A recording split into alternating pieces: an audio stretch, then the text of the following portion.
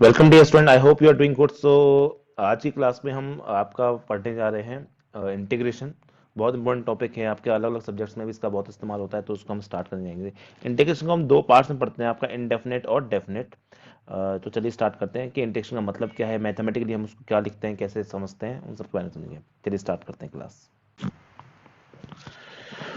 तो बच्चों, इंटीग्रल्स के बारे में अगर हम पढ़ने जाएं तो इंटीग्रल्स को नाम सुन के कोई घबराने वाली बात नहीं, बहुत इजी टॉपिक है, बहुत ही सिंपल सा टॉपिक है। बस आपको कुछ फॉर्मूले याद करने हैं और आप जो डिफरेंशिएशन पढ़ के आ रहे हैं, अगर आए हैं आप और इंटीग्रेशन आपने अच्छे से पढ़ा हुआ है, तो उसी को आपको यूज करना है यहाँ पे। तो पहले तो हमें ये समझना चाहिए हमें कि integration can be written as an inverse process. Integration कुछ नहीं है, एक इनवर्स प्रोसेस ऑफ डिफरेंशिएशन, जैसे कि मैं आपको बताना चाहूँ। ठीक है। इसी वजह से हम इंटीग्रेशन को कभी कभी इंटीग्रेशन तो बोलते ही हैं, ठीक है। कभी कभी हम इसको इसका एंटी डेरिवेटिव भी बोलते हैं। इसको हम कभी कभी इंटीग्रेशन को या इंटीग्रल को एंटी डेरिवेशन भी बोलते हैं, डेरिवेटिव बोलते हैं, या इसको हम कभी कभी आपका एंटी डिफरेंशिएशन भी बोलते हैं। तो ये सब शब्दों का इस्तेमाल किया जाता है। तो इंटीग्रेशन की अगर सिंपल सी बात करें, क्या होता है डिफरेंशिएशन, तो कुछ नहीं है, it is just opposite of, ठीक है, it is just opposite of differentiation. ठीक है, इसी वजह से अगर मैं आपके सामने ये लिख दूं चीजें, देखिए, तो इंटीग्रेशन कुछ नहीं होता मेरे प्यारे बच्चों, it is the just the opposite of differentiation. देखिए क्या बोल रही है लाइन, ये लाइन आपके सामने ये बोलना चाह रही है कि integration is the inverse process of differentiation. Instead of differentiating a function, we are given the derivative, हमें डेरिवेटिव दिया जाएगा। डिफरेंशिएशन करने के बाद जो आता है ना, हमें वो दिया जाएगा and asked to find its primitive, मतलब उससे पहले क्या होगा उसके बारे में पूछा जाता है। ठीक है, द ओरिजिनल फंक्शन जो होता है, जिसको हमने डिफरेंशिएट करके लिखा है, हमें उस बार वो पूछा गया, मतलब हमने किसी चीज को डिफरेंशिएट करते हैं तो आंसर आ जाता है। अब जो आंसर हमें आता है वो दिया गया है और पूछा गया है, उससे पहले डिफरेंशिएशन करने से पहले उसका आंसर क्या होगा, तो इसलिए हम इसको दूसरे नाम से क्या बोलते हैं, उसको हम बोलते हैं इंटीग्रेशन, या दूसरे नाम से उसको एंटी डिफरेंशिएशन के नाम से भी पुकारते हैं। जैसे एग्जांपल की अगर मैं आपके सामने बात करूं, तो एग्जांपल क्या लेके चल सकते हैं अपन। एग्जांपल आपका क्या हो जाएगा, मान लीजिए आपके सामने हम साइन एक्स जानते हैं। साइन एक्स को अगर हम डिफरेंशिएट करते हैं आपका, तो उसका आंसर क्या आता है, कॉस एक्स आता है, राइट। अब मेरा सवाल ये है कि मैं अगर आपको बोलता हूं cos x अगर आपको दे रखा है, तो इसका एंटी डेरिवेटिव क्या हो जाएगा, एंटी डेरिवेटिव क्या हो जाएगा, तो उसको मैं बोलूंगा, इसका मतलब ये है कि cos x किसको डिफरेंशिएट करने के बाद आंसर cos x आता है, तो आंसर क्या हो जाएगा उसका sin x। ठीक है, उल्टा सोचना है हमें। जैसे हम जानते हैं d by d x of x cube by three, अगर आप बेटा इसको सॉल्व करने जाएंगे तो क्या निकल के आता है, अभी एक्स स्क्वायर निकल के आता है। तो इसका मतलब ये है कि अगर मैं एक्स स्क्वायर को एंटी डेरिवेटिव निकालना चाहता हूं, मतलब एक्स स्क्वायर का उल्टा डेरिवेटिव करना चाहता हूं, ठीक है, तो उसका आंसर क्या आना चाहिए, उसका answer x cube by three आना चाहिए। तो इसी एंटी डेरिवेटिव को हम क्या दूसरी भाषा में इंटीग्रेशन के नाम से पुकारते हैं। तो बहुत सिंपल चीज है। अब एक बात होती है जिसको हम बेटा बोलते हैं आपका कांस्टेंट ऑफ इंटीग्रेशन। अब ये कांस्टेंट ऑफ इंटीग्रेशन क्या होता है ये समझेंगे। देखिए, जैसे कि मैंने आपके सामने लिखा कि मान लो मैं D by d x of sine x करता हूं आपके सामने, ठीक है, तो इसका आंसर क्या आता है आपका cos x आता है। इसका मतलब कि अगर मुझे cos x दिया जाएगा, तो उसका जो इंटीग्रल होगा, इंटीग्रल का मतलब जो डिफरेंशिएट करके, जिसको डिफरेंशिएट करके cos x आया था, वो क्या होता है बेटा sin x होता है। लेकिन अगर मैंने आपके सामने D by d x of sine x plus कोई कांस्टेंट लिखा है यहाँ पे c, तो इसका आंसर क्या आएगा डिफरेंशिएट करने के बाद, इसके बाद आंसर भी तो cos x ही आएगा, बिकॉज c तो कांस्टेंट है, कांस्टेंट को डिफरेंशिएट करके क्या होता है, जीरो ही होता है। इसका मतलब जब भी मैं आपसे पूछूं कि cos x का इंटीग्रल क्या होगा इस वाले केस में, तो हम क्या बोल सकते हैं, वो sin x होगा और साथ में प्लस c, मतलब इस वाले केस के लिए अगर हम बात करें। लेकिन क्योंकि सी आने से हमें फायदा क्या होता है कि सी आने से बेटा हमारे पास में एक जनरल सेंस आता है कि कुछ भी ऐड हो जाए तो भी उसका आंसर सेम आता है। इसको हम क्या बोलते हैं, कांस्टेंट ऑफ इंटीग्रेशन। मतलब जब भी आप किसी चीज को इंटीग्रेट करके लिखोगे, ठीक है, तो उसके एंड में आप एक सी लगा देना बस। ये सी क्या रिप्रेजेंट करता है कि इसको डिफरेंशिएट करने के बाद आंसर जीरो होना था, एक सी हमने लगा दिया, इसको कांस्टेंट ऑफ इंटीग्रेशन। ये तो मेन फंक्शन हो गया, ठीक है। प्लस सी क्या हो गया, कांस्टेंट ऑफ इंटीग्रेशन। ये हमेशा लगाना होगा जब भी आप किसी चीज को इंटीग्रेशन करने जाओगे, ठीक है। जैसे कि डी बाई, क्योंकि d by d x of example e की पावर एक्स प्लस सी है, इसको जब डिफरेंशिएट करोगे तो cos x आएगा, सॉरी, इसको जब डिफरेंशिएट करोगे तो आपका e की पावर x आएगा, ठीक है। और इसी को अगर हम बोलें कि आपका, अगर मैं e की पावर x का इंटीग्रल आपसे पूछूंगा, तो वो तो हम जानते हैं कि e की पावर x से तो आएगा ही, लेकिन हम साथ में c लिख देंगे ताकि एक कांस्टेंट भी मद्देनजर रखते हुए कि मान लो कुछ एक्स्ट्रा भी लिखा हुआ है, लेकिन वो फंक्शन ऑफ x नहीं होगा, वो हमेशा क्या होगा आपका, दैट विल बी, और एक आर्बिट्रेरी कांस्टेंट होगा, कांस्टेंट ऑफ इंटीग्रेशन के नाम से हम उसको पुकारते हैं अक्सर, ठीक है। तो अब सुनिए, इसका मतलब सिंपल सी ये बात हो गई, इसका मतलब सिंपल सी बात हो गई कि जब भी आप किसी भी फंक्शन को डी बाई डी एक्स, किसी भी फंक्शन को दुनिया में अपन अगर डिफरेंशिएट करके लिखते हैं और उसका आंसर एफ एक्स आता है, ठीक है, तो ये क्या कह रहा है, ये प्रोसेस हो गया आपका डिफरेंशिएशन। ये प्रोसेस क्या हो गया आपका डिफरेंशिएशन। जब आपको ये गिवन हो, ठीक है, और इसको डिफरेंशिएट करना हो तो आपका ये आंसर आता है। अब आपको क्या गिवन होगा, आपको गिवन क्या है अब बेटा, अब आपको एफ एक्स गिवन है और आपसे पूछा गया है कि इसको मैं क्या कर रहा हूं, आपका इसको मैं इंटीग्रेट कर रहा हूं, तो इसका आंसर क्या आना चाहिए, इसका आंसर एफ एक्स आना चाहिए। अब एफ एक्स सर मैं सी हमेशा क्या रखूंगा, लगा दूंगा कांस्टेंट ऑफ इंटीग्रेशन, क्योंकि ये आपका कोई प्रभाव नहीं डालता है डिफरेंशिएशन पे। चलिए ठीक है, ये बात समझ में आ गई होगी आपके। चलिए, तो कुछ टर्म्स हैं, कुछ नोटेशंस हैं जिनके बारे में हमें पता होना चाहिए, जिनका हम इस्तेमाल करके आगे बढ़ेंगे, आपका कैसे हम चीज़ों को लिखते हैं। देखिए, तो फर्स्ट अगर हम बात करते हैं आपका, तो जैसे integral of f x d x है, integral of f x d x है अगर आपका, तो इस ये सिंबल है, इसका मीनिंग क्या होगा, हम कैसे बोलेंगे, ये जो सांप सांप ने बना दिया ना, ये इसको हम इंटीग्रल बोलते हैं। इसको हम लिखेंगे कैसे, इसको हम लिखते हैं integral of f with respect to x, ऐसे बोलेंगे, ठीक है। जैसे और क्या लिखना चाहता है, जो एफ एक्स होता है ना बेटा, ये एफ एक्स आपका जो दिख रहा है in F x d x, ठीक है, इसमें ये जो आपका ये वाला पार्ट है, अगर आप उसमें अलग से भी लिखना चाहो तो आप समझदार हैं, समझ जाएंगे। तो आपका यहाँ पे एफ एक्स मैंने लिखा है, ये चीज़ जो है, इसको हम बोलते हैं बेटा आपका इंटीग्रेंड। क्या बोलते हैं इसको, हम बोलते हैं आपका इंटीग्रेंड। तो इंटीग्रेंड कहलाता है आपका, ठीक है, एक सेकंड, इंटीग्रेंड, इंटीग्रेंड कहलाता है, ठीक है। नेक्स्ट अगर बात करें, ये जो x लिखा हुआ है यहाँ पे, ठीक है, जो x लिखा हुआ है, ये x लिखा हुआ है, ये x लिखा है, ये वेरिएबल कहलाता है आपका। तो x जो लिखा है यहाँ पे एफ एक्स डी एक्स में, ठीक है, उसमें x क्या कहलाता है आपका, ये वेरिएबल कहलाता है। मतलब जिसके कंपैरिजन में आपको ये इंटीग्रेशन करना है, जिसका इंटीग्रेशन करना है, उसको हम अपना वेरिएबल लेके चल रहे हैं, ठीक है। जो बेटा यहाँ पे लिखा होगा ना, उसी का इंटीग्रेशन आप यहाँ पे करोगे। यहाँ पे मान लो y लिखा है, x लिखा है, z लिखा है, t लिखा है, कुछ भी लिखा होगा इसके अंदर, कोई भी वेरिएबल लिखा हो, लेकिन जो वेरिएबल यहाँ पे लिखा है, हमें सिर्फ उसके कंपैरिजन में अपना इंटीग्रेशन करना होगा, ठीक है। बात समझ में आ गई। तो ये सब कुछ चीजें हैं जो आपको समझ में आनी चाहिए। आई होप ये समझ में आ गई होगी, ठीक है। चलिए आगे बढ़ते हैं। कांस्टेंट ऑफ इंटीग्रेशन तो मैं आपको बता ही चुका हूँ। अब बेटा आपके कुछ फॉर्मूले हैं, और वो फॉर्मूले हैं बहुत ज़्यादा आपके लिए इंपॉर्टेंट, नो डाउट बहुत ज़्यादा इंपॉर्टेंट फॉर्मूले हैं आपके लिए। उन फॉर्मूलों को मैं आपके सामने लिखता हूँ, क्योंकि अगर बेटा ये फॉर्मूले याद नहीं होंगे तो कोई फायदा नहीं है, ठीक है।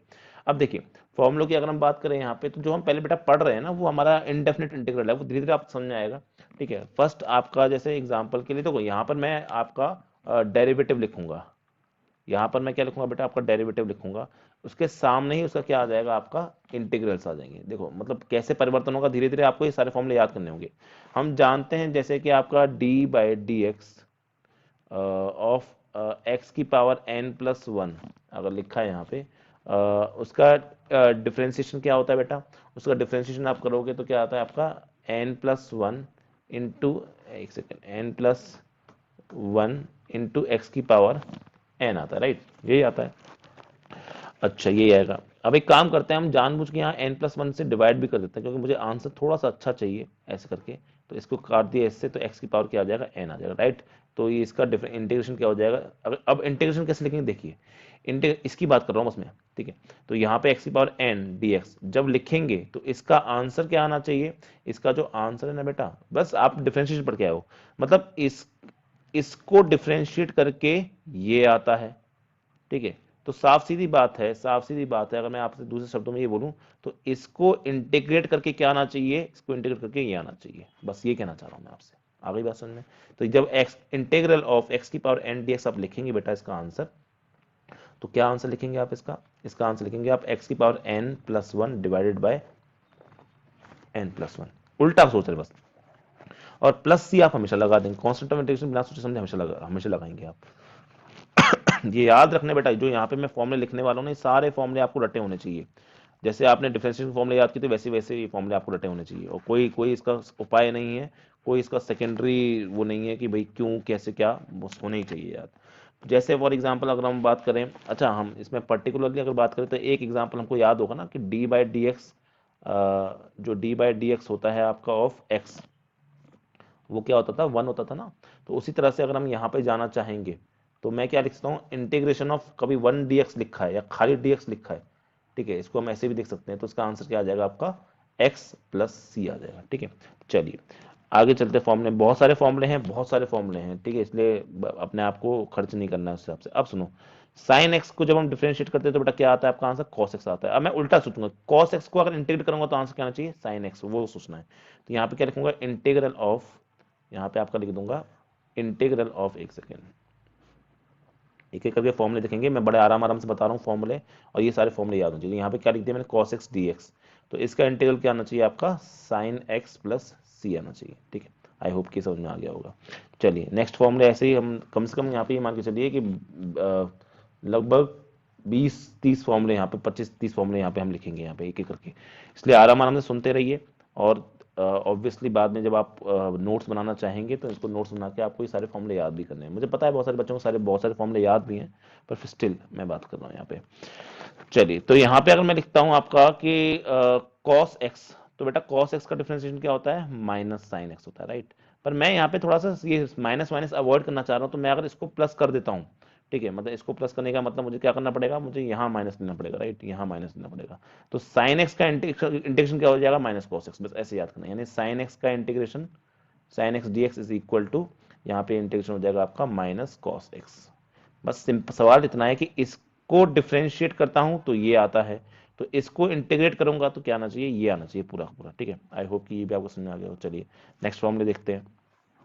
डिफरेंशिएशन में बहुत सारे फॉर्मूले देखे थे, उसी तरह हम वही सारे फॉर्मूलों को एक तरह से रिवाइज कर रहे हैं, उसके बाद फिर हम उस फॉर्मूले का इंटीग्रेशन का फॉर्मूला भी बना रहे हैं। जैसे डी बाई डी एक्स, आपको याद होगा D by d x of ten x क्या था बेटा आपका, वो था आपका सेक स्क्वायर एक्स था ना। इसका मतलब सेक स्क्वायर एक्स को अगर मैं इंटीग्रेट करूंगा तो क्या बनना चाहिए, टेन एक्स बनना चाहिए, बस इस तरह से सोचना है।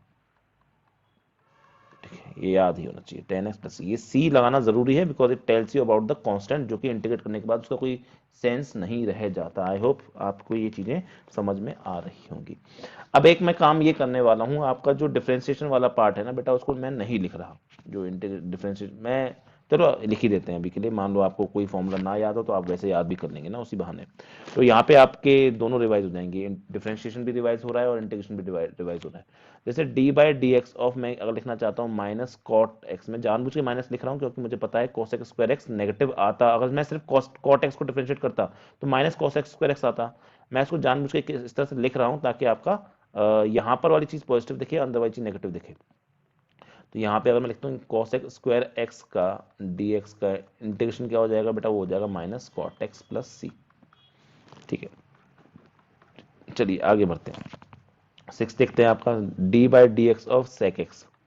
ठीक है, देखना बेटा ये इंपॉर्टेंट है, सेक एक्स का डिफरेंशिएशन क्या होता था आपका, सेक एक्स टेन एक्स होता था। ठीक है, तो इस ऐसे में अगर मैं लिखूँ यहाँ पे सेक एक्स टेन एक्स का इंटीग्रेशन क्या हो जाएगा, वो हो जाएगा बेटा आपका सेक एक्स हो जाएगा। ठीक है, इस तरह से आप, और भी मैं सारे फंक्शन आपके सामने लिखूंगा जो भी आपके लिए इंपॉर्टेंट है, और जो थोड़े से और नए नए फॉर्मूले भी आएंगे उनको भी हम आगे देखते जाएंगे। ठीक है, जैसे मैंने लिखा next D by d x of minus cosec x लिखा, तो इसका आंसर क्या होता था आपका, कोसेक एक्स का होता था cosec x cot x minus में, लेकिन तो यहाँ पे क्या आ जाएगा, कोसेक एक्स कॉट एक्स आ जाएगा, बस प्लस में आएगा बिकॉज मैंने माइनस पहले ले लिया है। तो यहाँ पे क्या आ जाएगा इसका आंसर, अगर मैं यहाँ पे लिखता हूँ कोसेक एक्स कॉट एक्स, तो इसका डी एक्स लगाना जरूरी है, इसका आंसर क्या हो जाएगा, इसका आंसर हो जाएगा आपका माइनस कोसेक एक्स प्लस सी। ठीक है, चलिए एट्थ देखते हैं। एट्थ क्या हो जाएगा आपका, एट्थ मैं लेके देता हूँ, मान लीजिए आईटीएफ में यानी इनवर्स ट्रिग्नोमेट्रिक फंक्शन में बात कर लेते हैं।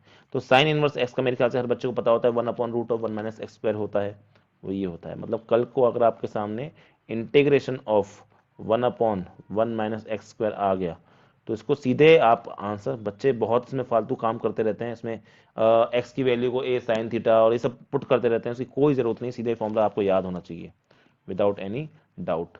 नेक्स्ट अगर D by d x, cos की हम जानते हैं कॉस में क्या आता है आपका, नेगेटिव आता है ना, तो मैं माइनस यहाँ पे पहले लिख देता हूँ आपका जानबूझ के, ताकि आपका ये वाला जो चीज़ है वो पॉजिटिव निकल के आएगा, 1 माइनस एक्स स्क्वायर।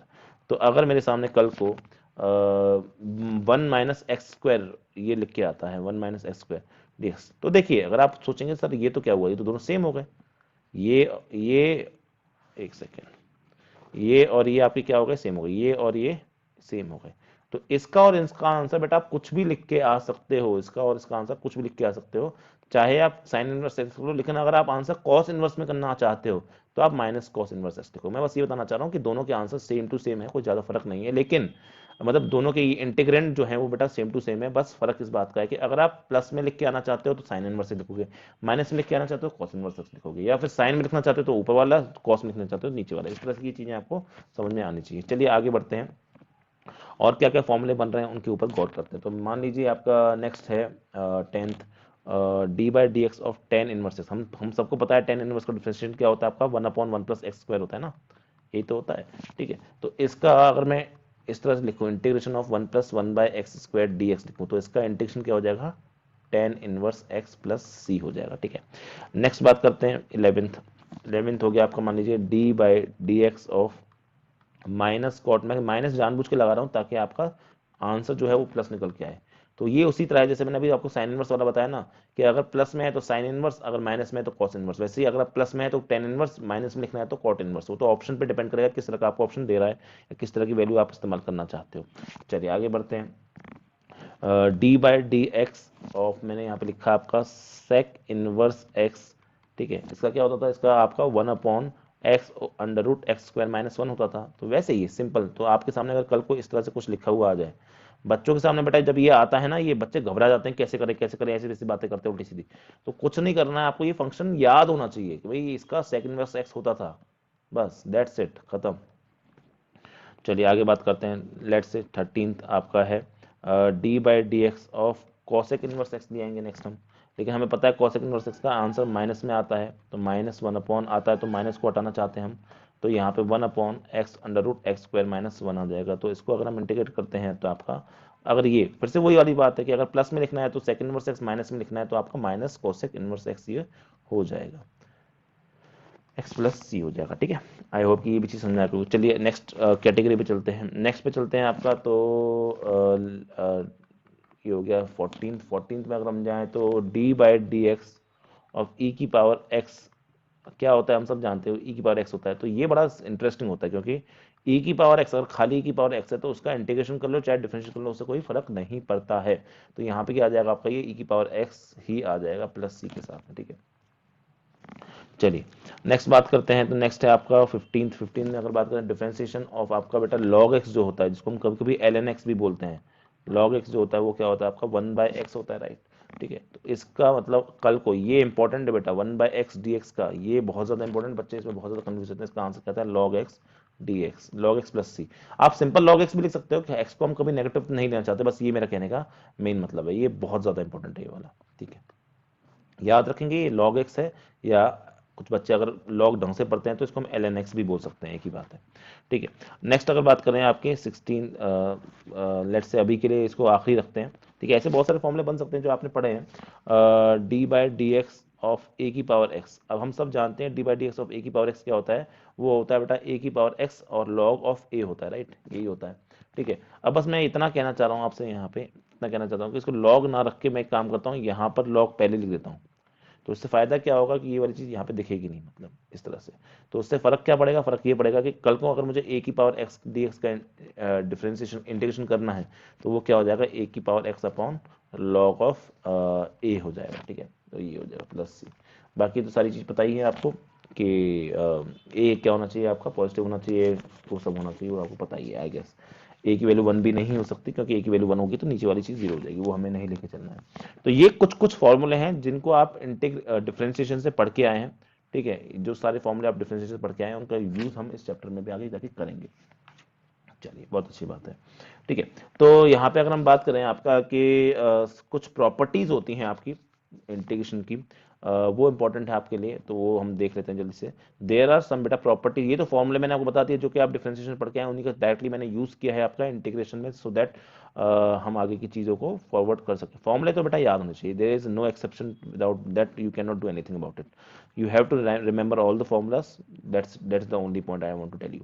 ठीक है, तो अब हम कुछ इंपॉर्टेंट प्रॉपर्टीज हैं, ये प्रॉपर्टीज ऐसे हैं कि बस ठीक है काम चलाओ ही है, मतलब इनसे सवाल सॉल्व हो जाते हैं, पर इनको प्रॉपर्टी को आपको ऐसा नहीं कि हर जगह लिखना पड़ेगा। जैसे ज्योमेट्री में जब भी हम कुछ क्वेश्चन सॉल्व करते हैं और जब भी कोई आंसर लिख के आते हैं तो हमें हमेशा बता के आना पड़ता है कि हम कौन सी प्रॉपर्टी का इस्तेमाल कर रहे हैं। तो ऐसे ही इसका इस्तेमाल आपको नहीं करना है। ठीक है, इस तरह से आपको इसका इस्तेमाल नहीं करना है, बट हाँ ये प्रॉपर्टी आपको पता होनी चाहिए। ठीक है, आपको हेल्प करती हैं, पर ऐसा नहीं कि इनका नाम लेना पड़ेगा आपको हमेशा हर जगह, ऐसा कुछ नहीं है। चलिए कुछ प्रॉपर्टीज है। तो पहली प्रॉपर्टी क्या हो बोलती है आपसे, देखिए मैं सीधे प्रॉपर्टी बताऊंगा आपको।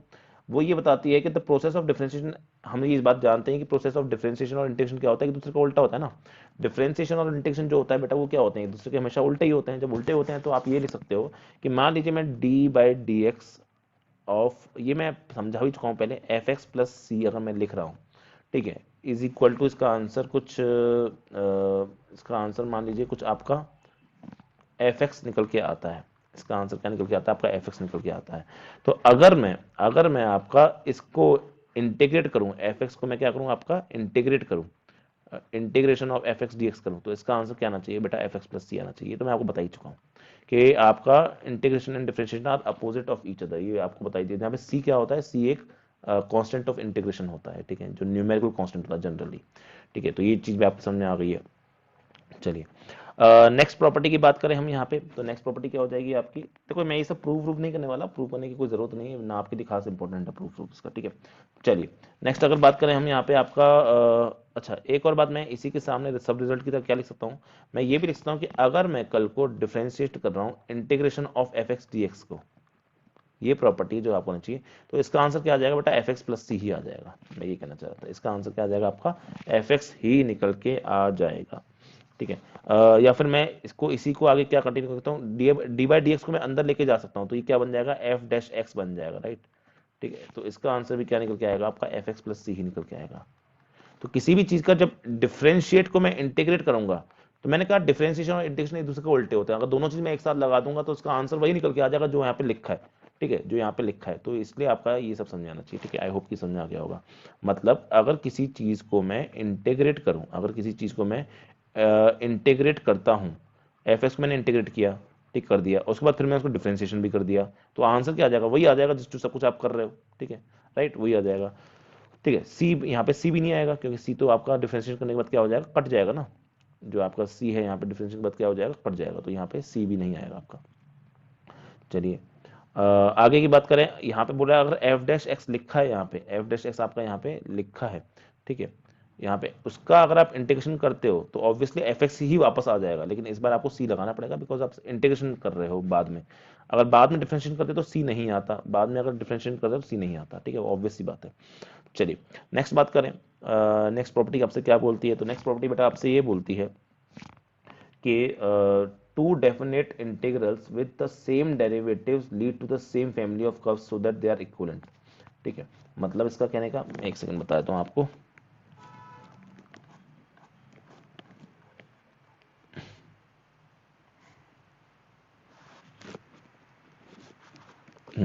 देखिए तो ये क्या बोलना चाह रहा है आपसे,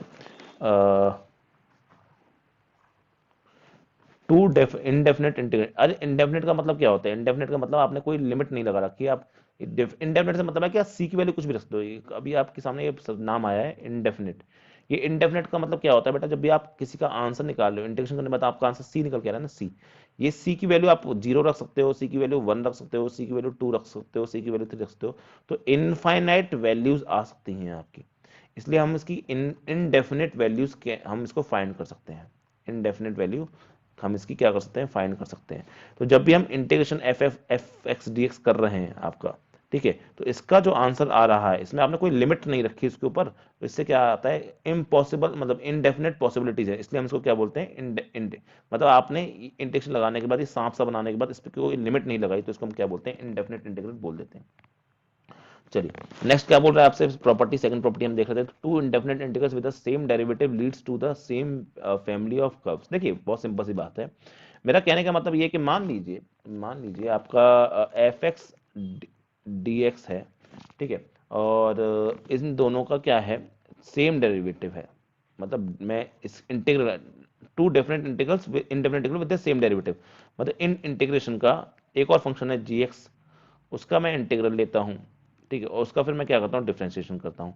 अगर ये दोनों इक्वल आते हैं, अगर ये दोनों इक्वल आते हैं, तो अब देखिए तो मैं ये कह सकता हूँ कि ये दोनों क्या होते हैं, इक्वलेंट होते हैं, ये फंक्शन क्या होते हैं, एक जैसे ही होते हैं, ऑब्वियसली एक जैसे होंगे यार, ठीक है, क्योंकि अगर मैं इसको सॉल्व करूँ तो ये क्या निकल के आ जाएगा, ये एफ एक्स निकल के आ जाएगा, ये क्या निकल के आ जी एक्स निकल के आ जाएगा, तो साफ सीधी बात क्या होगी यहाँ पे, साफ सीधी बात ये होगी कि दोनों क्या निकल के आए, सेम निकल के आएगा, किसी भी दो डेरिवेटिव के इंटीग्रल या किसी भी दो इंटीग्रल के डेरिवेटिव अगर आपके सेम होते हैं तो वो दोनों फंक्शन भी क्या होंगे, आपके सेम होंगे। That's it. मतलब फालतू की बात है, कुछ खास काम की चीज है नहीं, सही बताऊं तो। मतलब ये कहना चाह रहा है कि किसी का इंटीग्रेशन अगर आपको सेम निकल के आता तो सेम ही निकलना चाहिए, ठीक है। तो वो वाली बात है, फालतू की चीज है एक तरह से, मैं ये बोल सकता हूँ। चलिए नेक्स्ट प्रॉपर्टी भी चलते हैं। नेक्स्ट प्रॉपर्टी आपसे क्या बोलती है, वो बोलती है आपसे एडिशन जो है वो उस पर इंटीग्रेशन आप बांट सकते हो, ठीक है। अगर मान लीजिए एफ एक्स प्लस जी एक्स का कोई है तो आप उसमें एफ एक्स को अलग कर सकते हो, ठीक है, बहुत सिंपल सी है, प्लस जी एक्स को आप अलग कर सकते हो, ठीक है। एग्जाम्पल मैं आपके सामने लिख देता हूँ एक तरह से। एग्जाम्पल आपका क्या हो जाएगा यहाँ पे, लेट से integration of sine x plus cos x आपके सामने लिखा है, ठीक है। Sine x plus cos x लिखा है आपके सामने डी एक्स। तो आप इसको integral of sine x d x plus integral of cos x d x लिख सकते हो, ठीक है। अब आपको याद क्या रखना है, साइन एक्स का डिफरेंशिएशन क्या होता था, कॉस एक्स होता था। तो कॉस एक्स का वो क्या हो जाएगा, तो इसका उल्टा, तो साइन का क्या होता था, कॉस। बस आपको यहाँ पे उल्टा सोचना है, माइनस लगाना पड़ेगा। प्लस कॉस एक्स का डिफरेंशिएशन साइन एक्स, ऐसे सोचो, साइन एक्स का डिफरेंशिएशन क्या होता था, कॉस एक्स होता था, माइनस कॉस एक्स का डिफरेंशिएशन क्या होता है, कॉस एक्स। तो इस तरह से हमने इसका आंसर लिख दिया, डी एक्स हटाना पड़ेगा, तो इसका आंसर क्या हो जाएगा, ये इसका आंसर हो जाएगा। तो ये मैंने आपको बता दिया। चलिए नेक्स्ट बच्चा चलते हैं आपका फोर्थ। तो फोर्थ क्या है बेटा आपका, फोर्थ आपकी जो प्रॉपर्टी है वो बोलती है फॉर एनी रियल नंबर के, या फिर हम उसको कांस्टेंट भी बोल सकते हैं क्योंकि नंबर हमारे लिए हमेशा कांस्टेंट होते हैं, ठीक है। अगर आपका इंटीग्रेशन लिखा है इस तरह से, इंटीग्रेशन ऑफ के एफ एक्स डी एक्स, तो आप एक कांस्टेंट को क्या है बेटा, आप बाहर ले सकते हो, F x d x plus लिख सकते हो, इस तरह से आप इसको लिख सकते हो। एग्जाम्पल के लिए आपके सामने बात करूं मैं, अगर एग्जाम्पल मान लीजिए अपन ने लिखा है कि आपका integration of x cube by sorry 3x³ लिखा है आपका, सॉरी 4x³ लिखा है dx। तो मैं इसमें 4 को क्या कर सकता हूँ, कांस्टेंट मान के बाहर निकाल सकता हूँ और x³ dx बचेगा यहाँ पे। अब x³ का डिफरेंशिएशन क्या होगा, तो याद रखें जब भी इंटीग्रेशन का बस ये फॉर्मूला याद रखो कि x की power n dx integration is equal to x की पावर n, पावर 1 बढ़ जाएगी और डिवाइड हो जाएगी, याद है। ऐसे याद रखो बेटा, ऐसे याद रखो कि डिफरेंशिएशन का उल्टा, डिफरेंशिएशन बेटा अगर मैं x की पावर n का डिफरेंशिएशन करता तो वो आंसर क्या आता, n मल्टीप्लाई हो जाता और साथ में x की पावर 1 क्या हो जाती, कम हो जाती। इंटीग्रेशन में आप क्या याद रखो कि जब मैं किसी चीज को इंटीग्रेट करूंगा तो उसकी एक पावर बढ़ जाएगी और यहां पर मल्टीप्लाई होता ना तो यहां पे क्या हो जाएगा, डिवाइड। वहां पहले पावर, सुनो, वहां पहले पावर मल्टीप्लाई कर रहे थे, यहां पे बाद में पावर, बाद वाली पावर से डिवाइड कर रहे हो। वहां पहले वाली पावर जो थी n, उसको सामने मल्टीप्लाई कर रहे थे, यहाँ पे बाद वाली पावर जो है यानी n+1, उससे क्या करोगे, आप डिवाइड करोगे, बस ऐसे याद रखना। तो इसमें क्या हो जाएगा, 4 इंटू एक्स की पावर 4, बाद वाली पावर 4 से डिवाइड करती है, 4 से 4 कट जाएगा, तो इसका आंसर क्या निकल के आ जाएगा, एक्स की पावर 4 प्लस सी, इसका आंसर निकल के आ जाएगा। कांस्टेंट ऑफ इंटीग्रेशन हमेशा लगाना है जब आप इंडेफिनिट के बारे में बात कर रहे हो, तो कांस्टेंट ऑफ इंटीग्रेशन आपको ये हमेशा लगाना होगा। चलिए फिफ्थ प्रॉपर्टी देख लेते हैं। फिफ्थ प्रॉपर्टी मतलब ऐसी टाइम पास प्रॉपर्टी से बताऊं तो ये थर्ड और फोर्थ को मिला के एक प्रॉपर्टी बना दी गई है। जैसे कि मैंने आपके सामने लिख दिया कि integration of k1 f1x plus k2 f2x, ऐसे में जाता रहा kn fnx dx। इसका एक सेकेंड, पूरे का dx है। इसका अगर मुझे इंटीग्रेशन निकालना है बेटा तो कुछ नहीं है, कुछ नहीं है, टाइम पास है बस। पहले वाले से k1 आ गया, पहला वाला f1x dx, दूसरा वाला k2 आ गया, इंटीग्रेशन f2x dx, ठीक है। ऐसे बढ़ते जाओगे तो kn बाहर आ जाएगा और इंटीग्रेशन fnx dx हो जाएगा। तो इस तरह से आप इसको, ये कुछ नहीं, property third plus fourth property को इसने यहाँ पे लिखा है, ठीक है। चलो ये बात भी समझ में आ गई होगी। चलिए तो कुछ छोटे छोटे हम इंटीग्रेशन निकालना सीख जाते हैं, कुछ छोटे छोटे इंटीग्रेशन कर लेते हैं यहाँ पे। एग्जाम्पल समझ लेते हैं जल्दी जल्दी से। जैसे मान लीजिए आपको निकालना है, क्वेश्चन ये बोल रखा है राइट द एंटी डेरिवेटिव, ठीक है। तो आपको मान लीजिए पहला दे रखा है कि cos x cos 2x का लिखना है, तो उसको लिखने का तरीका क्या होगा, ऐसे होगा cos 2x dx। तो याद रखो, देखो साइन का cos x होता था डिफरेंशिएशन, ये डिफरेंशिएशन की बात कर रहा हूं। तो साइन के जब इंटीग्रेशन की बात करोगे ना, तो इंटीग्रेशन की बात करोगे तो आएगा cos x ही, बस माइनस लगाना पड़ेगा। जैसे cos x का डिफरेंशिएशन क्या होता था आपका, cos x का डिफरेंशिएशन क्या होता था, माइनस साइन x होता था ना। तो जब आप cos x का इंटीग्रेशन करने जाओगे तो याद रखेंगे ये चीज, तो उसका क्या हो जाता है वहाँ पे प्लस साइन एक्स निकल के आता है। तो उल्टा उल्टा चीजें हो रही हैं, जहाँ पे प्लस कर रहा था वहाँ माइनस हो रहा है, जहाँ माइनस था वहाँ प्लस हो रहा है। तो cos 2x का जो इंटीग्रेशन होगा वो क्या हो जाएगा आपका, हो जाएगा साइन में हो जाएगा साइन, ठीक है, साइन 2x, ठीक है, साइन 2x कर दिया। अब आपको कुछ नहीं करना, आपने अब वो चेन रूल की तरह सोचना है। अंदर वाले को जब मैं सोचूंगा तो यहाँ पे अंदर वाले का जो कोफिशिएंट है वो क्या हो जाएगा, डिवाइड हो जाएगा। वहां पे कोफिशिएंट क्या होता था, मल्टीप्लाई। डिफरेंशिएशन में कोफिशिएंट मल्टीप्लाई होता था, यहाँ पर कुछ नहीं करना है, यहाँ पे आप उसको डिवाइड करने वाले हो, ठीक है। तो ये आपका आंसर प्लस सी इस तरह से आ जाएगा। तो इसका आंसर क्या हो जाएगा, हाफ साइन 2x प्लस सी, ऐसे हो जाएगा, ठीक है। अगर किसी बच्चे को ये पल्ले नहीं पड़ता तो ऐसे सोच सकते हैं कि मैं बोलूंगा, देखिए ये सोचना है कि cos 2 जैसे sin 2x को जब मैं डिफरेंशिएट करता तो मेरा आंसर क्या आता, मेरा आंसर आता 2 cos 2x आता, राइट। अब cos 2x का मुझे इसको वो निकालना है, इंटीग्रेशन निकालना है, तो मैं एक बार इसको लिख सकता हूँ कि d by d x sine 2x 1/2 sine 2x लिखता हूँ। तो ये क्या होता है आपका cos 2x plus cos 2x आता है, राइट। तो कल को मैं cos 2x लिखना चाहूंगा dx, तो उसका आंसर क्या आना चाहिए, उसका आंसर ये आना चाहिए। तो आपका आंसर है हाफ साइन 2x, और हम हमेशा सी तो लगाते ही हैं। तो वही है, उल्टा सोचने वाला तरीका है, पर अब आपको सीधे सीधे फॉर्मूलों का इस्तेमाल करके आंसर लिखना होगा, कुछ नहीं। जैसे मान लीजिए लिखा है 3x² प्लस 4x³ लिखा है आपके सामने, इसको इंटीग्रेट करना है, 3x² प्लस 4x³ dx लिखा है। हम जानते हैं कि हम इसको अलग अलग करके इंटीग्रेट कर सकते हैं, पर हम क्यों जबरदस्ती इतने पल्ले में पड़े, आप बस यहाँ डायरेक्ट करो इसका इंटीग्रेशन और इसका इंटीग्रेशन। तो कुछ नहीं सोचना, जैसे मैंने आपको बताया, तो 3 को 3 रहने दो, एक्स की पावर 1 बढ़ा दो यानी 2+1, और जो नई पावर बन के आई है उससे डिवाइड कर दो यानी 2+1 से डिवाइड कर दो। सिमिलरली नेक्स्ट 4 तो कांस्टेंट है, 4 को 4 रहने दिया, इनटू एक्स की पावर क्या है, एक पावर बढ़ा दो 3+1 अपॉन जो नई पावर है उससे डिवाइड कर दो, ये हो गया प्लस सी आपने लगाते, तो ये इसका आंसर हो जाएगा। तो इसको अगर हम सॉल्व करते हैं 3x³ divide by 3 plus 4x की पावर 4 डिवाइड बाई 4 प्लस सी, ये 4 से 4 कटेगा, ये 3 से 3 कटेगा, तो आपका आंसर क्या हो जाएगा, x की पावर 3 प्लस x की पावर 4 प्लस सी, इसका बेटा आंसर हो जाएगा, ठीक है। चलिए आगे बढ़ते हैं, आगे समझते हैं चीज को कि कोई और मान लीजिए आपका आ गया 1/x, x जो है वो आपका नॉन जीरो होना चाहिए। तो 1/x का करना है तो हम बस उल्टा भी सोच सकते हो, सीधा भी सोच सकते हो, कोई फर्क नहीं पड़ता उससे, ठीक है। तो मान लीजिए 1/x लिखा है, ठीक है, तो 1/x को आप क्या करेंगे बेटा, 1/x इंटीग्रेशन 1/x dx, तो मुझे इसका तो सीधे सीधे याद ही होना चाहिए, इसका आंसर क्या आता है आपका log x आता है, ठीक है। इसका आंसर सीधा क्या आता है आपका log x, mod x लगाना है तो अच्छी बात है, लगाओ, ठीक है, कोई दिक्कत नहीं है, उससे कोई फर्क पड़ेगा नहीं, आप नहीं भी लगाओगे तो भी आपका काम चल जाएगा। चलिए और एग्जांपल करते हैं। मान लीजिए आपके सामने आ गया x³ -1 अपॉन x स्क्वायर आ गया। तो यहाँ पे कोई प्रोडक्ट रूल या क्वेश्चन रूल नहीं लगाने, याद रखना पहली बात, तो कोई प्रोडक्ट रूल क्वेश्चन रूल नहीं लगाने, ठीक है। जब इसको मैं सॉल्व करूंगा तो मैं क्या बोलूंगा, यहाँ पे मैं सीधे पहले इसको तोड़ने की कोशिश करूंगा, तो x³ by x² -1/x² dx लिख सकता हूँ उसको।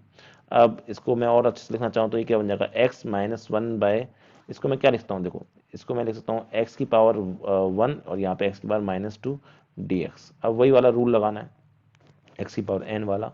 तो यहाँ पे क्या करना है, x की पावर 1 बढ़ा दो, कुछ सामने तो है नहीं, तो 1+1, ठीक है, 1+1 डिवाइड बाय जो नई पावर आई है उसे डिवाइड कर दो 1+1, माइनस यहाँ पे क्या करना है, एक पावर बढ़ा दो यानी +1 करना है, याद रखना +1 करना है, माइनस नहीं करना उसमें बढ़ाने के लिए, और यहाँ पे जो पावर आई है उसको उससे डिवाइड कर दो। इसका आंसर क्या बन जाएगा, x² अपॉन 2, नीचे ये -1 बनेगा तो प्लस बन जाएगा, यहाँ पे प्लस x की पावर -1। तो आपका फाइनल आंसर क्या निकलेगा, x² + 2 बाई 1/x, ये आपका फाइनल आंसर हो जाएगा। आई होप कि आपको ये बात समझ में आ रही है, you are getting this all.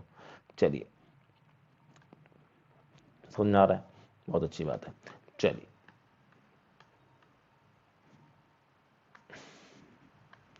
इसी के साथ आगे बढ़ते हैं, अगर हम फिफ्थ कोई एग्जांपल उठाते हैं, तो लेट से x की पावर 2/3 + 1 dx आपको निकालना है, इसका इंटीग्रेशन निकालना है। तो वेरी वेरी सिंपल, इसके बारे में सोचिए, पहले इसके बारे में सोचेंगे तो बस पावर बढ़ाइए, डिवाइड बाय 2/3 + 1, जब 1 आता है, 1 का इंटीग्रेशन क्या होता है, 1 का मतलब 1 को आप ना ऐसे ट्रीट कर सकते हो x की पावर 0 की तरह, या आपको याद ही ना चाहिए 1 का इंटीग्रेशन क्या होगा, सीधे वो x आता है, सीधे x लिख दो। या फिर आप इस तरह सोचोगे तो उससे भी सेम ही आंसर आएगा, x की पावर 0+1 अपॉन 0+1, तो उससे भी आंसर x ही आएगा, वरना आपको याद ही नहीं चाहिए 1 का इंटीग्रेशन आपका 1x होता है। तो इसका आंसर क्या हो जाएगा finally, this will be your x की power 5/3 and this will be your 3/5 + x + c, this will be your answer. यहाँ पे भी हर जगह सी जरूर लगाना है बेटा, सी जरूर लगाना है। कांस्टेंट जब आपका इंटीग्रेशन इनडेफिनेट टाइप का होता है तो सी लगाना जरूरी है। चलिए नेक्स्ट पे बढ़ते हैं आगे, छठे पे चलते हैं, ठीक है। कोई छठा एग्जाम्पल ले लेते हैं। तो लेट से आपके सामने एग्जाम्पल है, तो मैं वही कह रहा हूँ बेटा ये इजी है, अगर आपको फॉर्मूले याद हैं तो it is very easy for you to solve all these questions. 1/x dx, ठीक है, ये हो गया। बस बच्चा याद रखना है, इसमें आप फंसते हो, बहुत बच्चों से मैंने देखा है गलतियां होती हैं, वो बस इस वाले में गलतियां कर जाते हैं, ठीक है। 1/x देखते ही सिर्फ मन में log x की भावना आनी चाहिए और कुछ नहीं आना चाहिए। जब इसको आप बेटा प्यारे बच्चे मेरे इसको इंटीग्रेट करने जाओगे, सॉरी ये dx बाहर आएगा, ठीक है। तो अलग अलग सोचो, इसकी इसमें क्या करोगे, 3/2 + 1 डिवाइड बाई 3/2। जब आप परफेक्ट हो जाओगे ना तो आप डायरेक्ट लिंक को लिखा करोगे। टू कांस्टेंट है, टू को ई की पावर एक्स का ई की पावर एक्स होता है, माइनस लॉग एक्स का क्या होता है, लॉग मॉड एक्स लगाना लगाओ, नहीं लगाना चलेगा। आज के बाद आप लॉग एक्स बना के भी छोड़ सकते हो उसको। लॉग एक्स का मतलब यहाँ पे एल एन एक्स है, याद रखेंगे ये बात भी। तो इसका आंसर क्या आ जाएगा बेटा, इसका आंसर आपका आ जाएगा एक्स की पावर 5/2, यहाँ पे आ जाएगा 2/5 प्लस 2 ई की power x minus log mod x. लगाना है लगाओ, नहीं लगाना चलेगा, कोई कहाँ, अब आप इतने समझदार आपको कि आप समझ जाओगे इस सब चीज़ों को। चलिए और दो चार एग्जांपल कर लेते हैं थोड़े अलग अलग टाइप के, तो आपको और चीज़ समझ में आएंगी अच्छे से, ठीक है। तो let's see what we have next. So यहाँ पे लेट्स से और एग्जांपल ले लेते हैं अपन, सेवन्थ ले लेते हैं। सेवन्थ आपका ले लिया मैंने, लेट्स से साइन एक्स, ये मैं कर चुका हूँ पर मैं वापस से कर रहा हूँ। Sine x plus cos x d x लिखा है आपके सामने इंटीग्रेशन, ठीक है। अरे ये क्वेश्चन कर ही चुके हैं हम, तो क्यों वापस कर रहे हैं, फालतू टाइम वेस्ट थोड़ा ना करना है हमको यहाँ बैठे बैठे। चलिए तो नेक्स्ट मान लीजिए, ये अच्छा एग्जांपल है, बच्चों से छोटी छोटी गलती हो जाती है। कॉसेक एक्स, तो घबराना नहीं है बिल्कुल, बस प्यार से चीज़ें देखनी है, समझनी है, और एक दूसरे को पहचाननी है, आप अपने आप ही क्वेश्चन समझ जाएंगे। चलिए ये लिखा है मान लीजिए, तो इसमें कुछ नहीं करना, इंटीग्रेशन पहले तो आप इसको मल्टीप्लाई कर दो, तो ये क्या हो जाएगा, कोसेक स्क्वायर एक्स हो जाएगा, प्लस यहाँ पे क्या आ जाएगा, cosec x plus sorry cosec x cot x आ जाएगा। इसको पूरे को आपको इंटीग्रेट करना है। अब देखिए बस ये दिमाग लगाइए, कोसेक एक्स स्क्वायर एक्स किसका डिफरेंशिएशन था, तो वो था बेटा कॉट का। लेकिन कॉट का करने के बाद माइनस आता था ना, यहाँ पे माइनस आना चाहिए था, अब यहाँ माइनस तो लिखा नहीं है, तो आपको माइनस यहाँ पे लगाना पड़ेगा, तो माइनस क्या हो जाएगा यहाँ पे बेटा, कॉट एक्स हो जाएगा। सिमिलरली यहाँ पे कोसेक एक्स कॉट एक्स किसका डिफरेंशिएशन था, तो वो था आपका बेटा कोसेक एक्स का, लेकिन माइनस आता था आंसर, तो यहाँ पे माइनस लगा के आप लिखेंगे कोसेक एक्स, ठीक है, प्लस साथ में क्या लगा देंगे सी। देख लीजिए कितना सिंपल क्वेश्चन बन रहा है आपके। चलिए नेक्स्ट क्वेश्चन कर लेते हैं आपका एट्थ। एट्थ है 1 minus sine x divided by cos square x. अब थोड़ा सा दिमाग देखो, इंटीग्रेशन में ना बस दिमाग लगाने वाली बात है, ठीक है। फॉर्मूले अगर याद हैं तो उसके बाद बस छोटा मोटा दिमाग लगाना पड़ेगा और कुछ नहीं आपको, ठीक है। आपको कैसे भी चीज को इस तरह से इन सारे फंक्शन को आपको ऐसा बनाना है कि आपके सामने ऐसी चीज निकल के आ जाए जिसका फॉर्मूला आपको पता है, दैट्स इट। चलिए तो सोचते हैं कैसे कर सकते हैं इसको। अगर हम इसके बारे में सोचेंगे तो देखिए बेटा, हम एक बात जानते हैं क्या कि बहुत बच्चे बहुत अलग अलग तरह के दिमाग लगाएंगे, लेकिन कोशिश करना कि ऐसा दिमाग मत लगाओ कि आपके लिए डिफिकल्टी हो जाए क्वेश्चन सॉल्व करने में, ठीक है। तो इसको अगर हम जैसे करना चाहें तो मैं क्या बोलूंगा, मैं बोल सकता हूँ कि इसको मैं अलग सोचता हूँ, 1/cos² एक्स को अलग सोचता हूँ, minus sine x upon cos² x सोचता हूँ ऐसे dx, ठीक है। ऐसे सोचने मैंने बहुत तरीके हैं, बच्चे अलग अलग तरीके से सोचते हैं, इंटीग्रेशन को करने के बहुत सारे तरीके हो सकते हैं, याद रखेंगे, लेकिन बेस्ट तरीका जो होगा वही अच्छा तरीका होगा। इसको मैं क्या लिखता हूँ, आपका सेक स्क्वायर एक्स लिख सकता हूँ, माइनस इसको क्या लिखता हूँ मैं, साइन एक्स लिखा हुआ है यहाँ पे। Sine x by cos x क्या होता है बेटा मेरे, अगर हम थोड़ा सोचें, sine x by cos x क्या होता है, वो होता है आपका टेन एक्स होता है, और एक और बच गया ना अभी, सेक एक्स बच गया, बिल्कुल बच गया, तो ऐसे अपन लिख सकते हैं इसको, ठीक है। समझ में आ रहा होगा मेरे ख्याल से। तो सेक स्क्वायर एक्स का क्या होता है, सेक स्क्वायर एक्स का बेटा टेन एक्स हो जाएगा, मतलब ऐसे तो टेन एक्स किसका टेन एक्स का डिफरेंशियल क्या होता है, सेक एक्स, तो उसका इंटीग्रेशन क्या हो जाएगा, टेन एक्स हो जाएगा। यहाँ पे आपका माइनस का माइनस लगा दिया, सेक एक्स टेन एक्स लिखा है, sec x tan x, sec x tan x होता है, सेक एक्स का होता है, ठीक है। तो ये आपका इसका आंसर क्या हो गया, इसका आंसर हो गया tan x plus sec x plus c हो गया। चलिए और एग्जाम्पल, मैं ऊपर से बोल रहा हूँ एग्जाम्पल की कमी नहीं है अपने पास में, एग्जाम्पल बहुत है। अब सुनो, मान लीजिए अब क्वेश्चन इस तरह से आ रहा है, find the anti derivative find the anti derivative of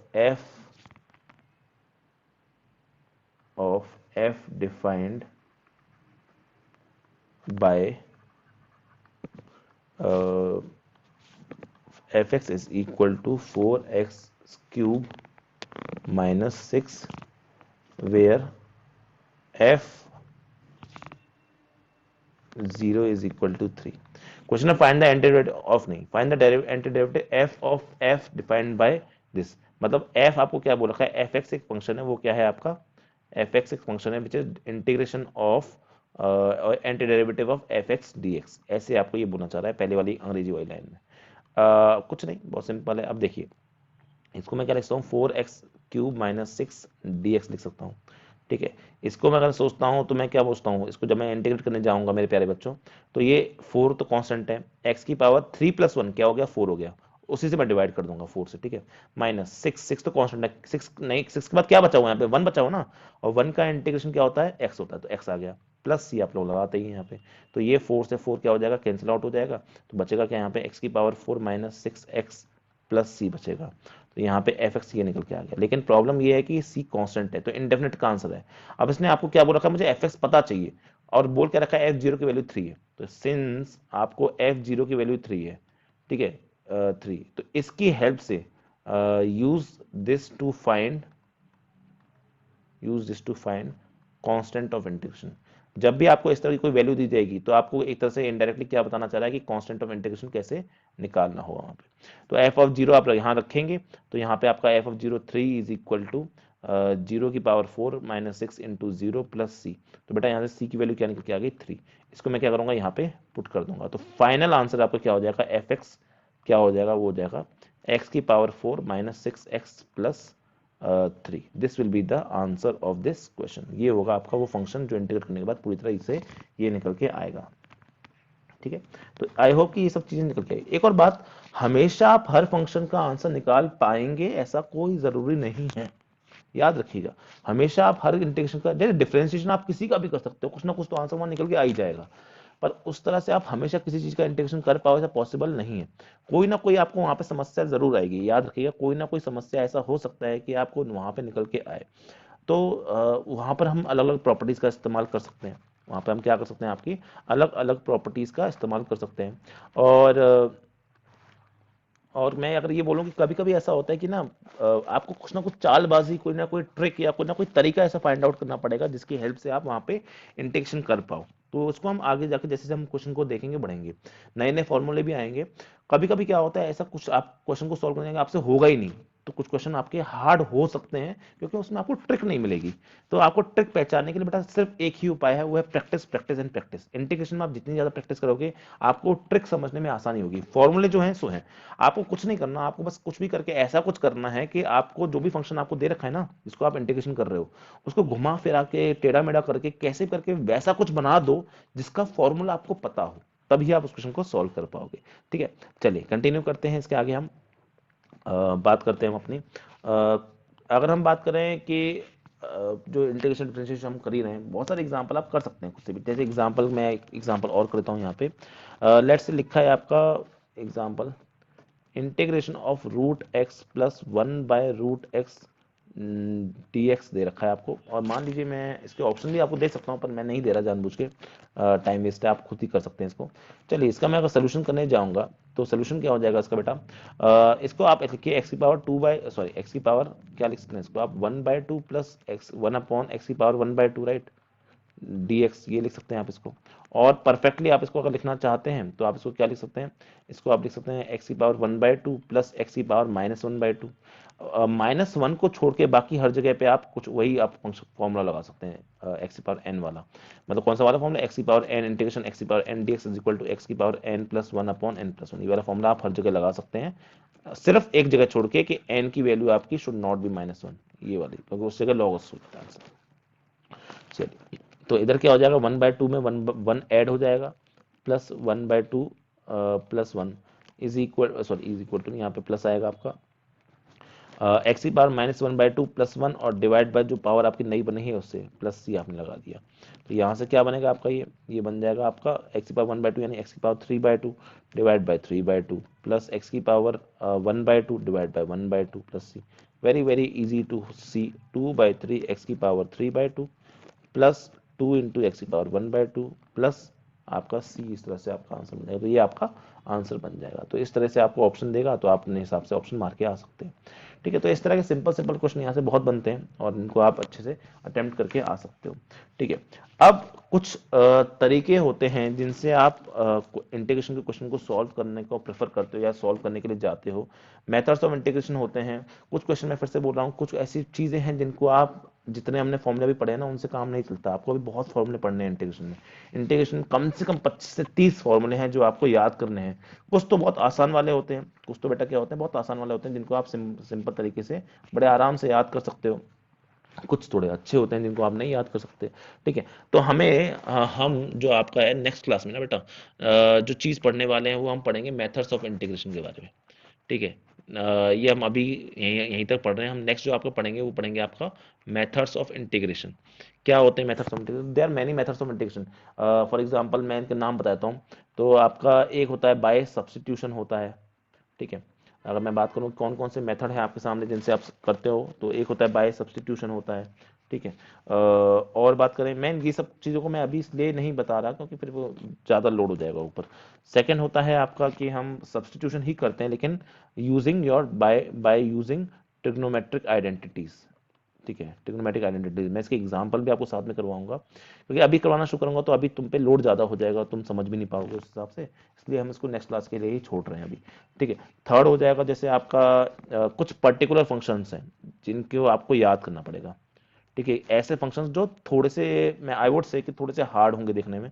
ठीक है, और वो फॉर्मूले आपको सिर्फ रटने होंगे, प्रूफ मैं करवा दूंगा एक हाथ का। ठीक है, मतलब ये है कि इनको हम थोड़ा सा particular integral, sorry particular integrals बोलते हैं इसको, मतलब इसमें हमें आपको पर्टिकुलर फंक्शन वाला ही दिमाग लगाना पड़ेगा। ठीक है, जैसा होगा मैं आपको नेक्स्ट क्लास में बताऊंगा, आपको अच्छे से और समझाएंगी चीज़ें।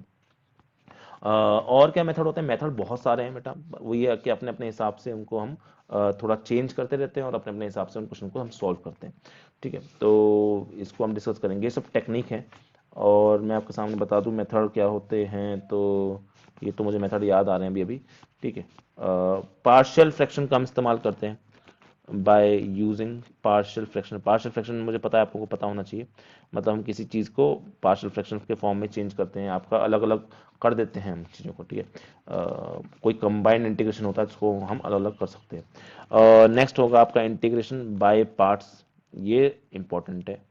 ठीक है, इसमें एक फॉर्मूला नजर आएगा, एक नया तरह का फॉर्मूला आएगा आपका यूवी का, एक तरह से इसको हम बाय पार्ट्स भी बोलते हैं या फिर इसको हम इंटीग्रेशन में प्रोडक्ट रूल बोलते हैं, इंटीग्रेशन प्रोडक्ट रूल। तो ये इस पे कभी कभी सिंपल फॉर्मूला ही पूछ लेते हैं इसका, तो इंटीग्रेशन प्रोडक्ट रूल यहाँ पे निकल के आएगा। डिवीजन रूल नाम की कोई चीज़ नहीं होती इसमें, वैसे तो प्रोडक्ट रूल भी नाम की कोई चीज़ होती नहीं है, पर हम बस उसको बोल देते हैं, ये पता होना चाहिए आपको। ठीक है, फिर हम कुछ स्पेशल इंटीग्रल्स और पढ़ेंगे। ठीक है, इसमें सिक्स में हम कुछ स्पेशल इंटीग्रल्स पढ़ेंगे जो आपको लगते दिखने में आसान पर होते नहीं है। ठीक है, जिनमें हम क्या करेंगे, यूजिंग अबव मेथड्स, मतलब इनमें हम अबव मेथड्स को यूज करेंगे। तो ऊपर वाले मेथड्स का इस्तेमाल करके हम आपका नए नए कुछ इंटीग्रेशन को हम याद करेंगे, और उसके बाद आपका इंडेफिनेट इंटीग्रल जो पार्ट है वो खत्म हो जाएगा। इसके बाद फिर नेक्स्ट पार्ट जो होता है वो होता है डेफिनेट इंटीग्रल। डेफिनेट इंटीग्रल बहुत बड़ा टॉपिक नहीं है, एक छोटा टॉपिक है, लेकिन इसके सवाल बहुत ज़्यादा पूछे जाते हैं क्योंकि इसमें बहुत सारी प्रॉपर्टी का इस्तेमाल है। तो ये चैप्टर को हम बेटा बेसिकली 3 क्लासेस में खत्म करेंगे आपका। ठीक है, पहली क्लास में हमने आपका इंटीग्रेशन का, आपको मैंने सिंपल इंटीग्रेशन जो होते हैं वो सिखाए हैं आपको, और what does integration actually mean वो सिखाया है। नेक्स्ट में हम मोड्स ऑफ इंटीग्रेशन करेंगे, ये बेटा क्लास बहुत इंपॉर्टेंट है, ये बहुत इंपॉर्टेंट क्लास है क्योंकि इसमें ये मान के चलिए इसमें पूरा जूस है इंटीग्रेशन का, जो एक्चुअली इंटीग्रेशन चीज होती है ना वो यहाँ पे आपको इसका रखा है। नेक्स्ट होता है जो थर्ड पार्ट है आपका, वो है डेफिनेट इंटीग्रल। इसमें कुछ नहीं होता, हम लिमिट लगा देते हैं यहाँ पे आपका जब एफ एक्स प्लस सी लिखते हैं ना हम यहाँ पे, तो ये सी नहीं आएगा। उससे बचने के लिए हम क्या करते हैं, सीधे यहाँ पे लिमिट डाल देते हैं, ए से लेके बी तक की यहाँ पे लिमिट डाल देते हैं और कुछ नहीं। ठीक है, चलिए इसको हम नेक्स्ट क्लास के लिए बोल रहे हैं तो नेक्स्ट क्लास के लिए छोड़ देते हैं। ठीक है, आज की क्लास में बेटा हम इतना ही पढ़ते हैं। आई होप कि हर बच्चे को आज की क्लास समझ में आई होगी। सिंपल क्लास रखा है इसको हमने, लेकिन बहुत इंपॉर्टेंट क्लास है, बहुत सिंपल सिंपल फॉर्मुलों को हमने यहाँ पे डिस्कस किया है। नेक्स्ट क्लास में हम अच्छे फॉर्मुलों को डिस्कस करेंगे। चलिए फिर आज की क्लास बेटा यहीं पे समाप्त करते हैं, मिलते हैं आपसे नेक्स्ट क्लास में। चलिए, थैंक यू वेरी मच।